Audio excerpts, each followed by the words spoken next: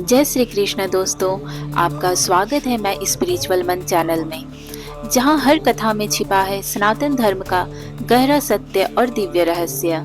आज हम सुनेंगे सावन में जल चढ़ाने की धार्मिक कथा और मान्यताएं। सावन में शिव जी को जल क्यों चढ़ाते हैं?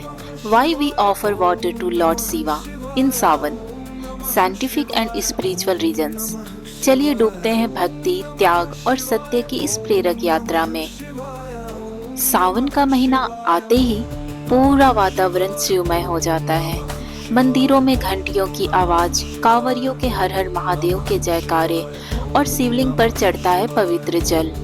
ये सब हमें एक दिव्य अनुभव कराते हैं। लेकिन क्या आपने कभी सोचा है कि सावन में ही भगवान शिव को जल क्यों चढ़ाया जाता है?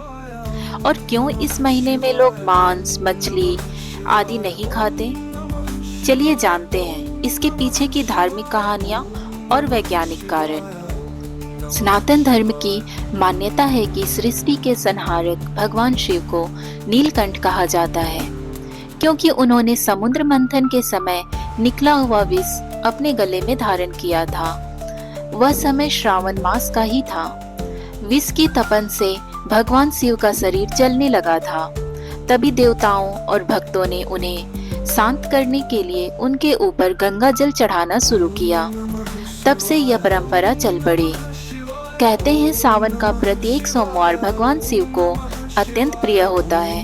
इस दिन शिवलिंग पर जो भी भक्त सच्चे और साफ मन से जल, बेलपत्र, धतूरा, काला तिल और दूध चढ़ाता है, ऐसे भक्तों से शिव जी प्रसन्न होते हैं।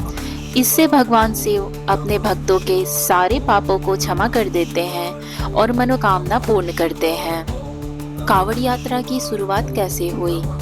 कांवड़ यात्रा भी इसी कथा से जुड़ी है। पौराणिक मान्यता है कि त्रेता युग में भगवान श्री राम ने शिव भक्ति के लिए कांवड़ लेकर गंगा जल लाकर शिवलिंग पर चढ़ाया था।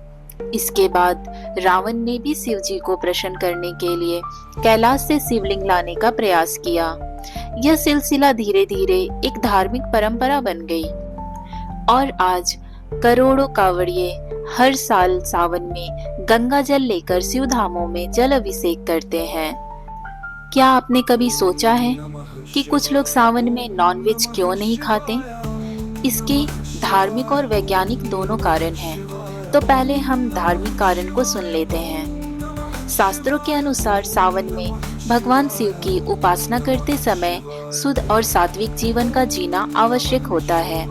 मांस मदिरा का सेवन इस महीने वर्जित होता है, क्योंकि यह आत्मा की शुद्धता को प्रभावित करता है।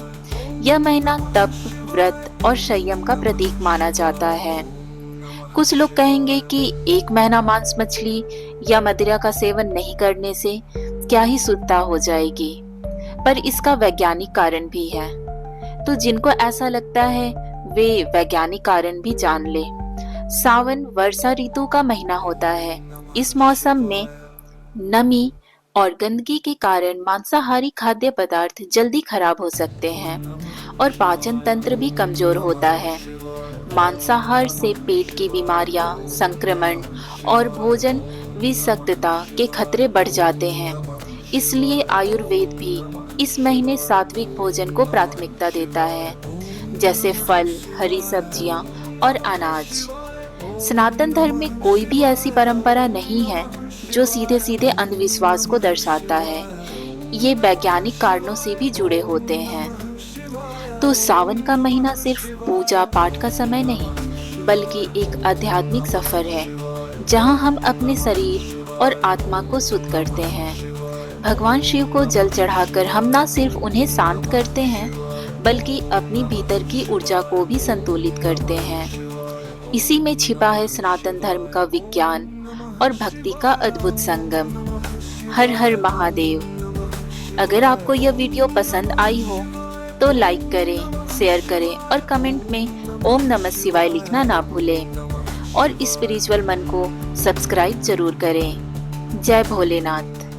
बहुत जल्द मिलते हैं अगली कड़ी में एक और नई स्पिरिचुअल और रहस्यमय कथा के साथ। तब तक के लिए अपना ख्याल रखिए, हंसते रहिए, मुस्कुराते रहिए। हर हर महादेव। जय महाकाल।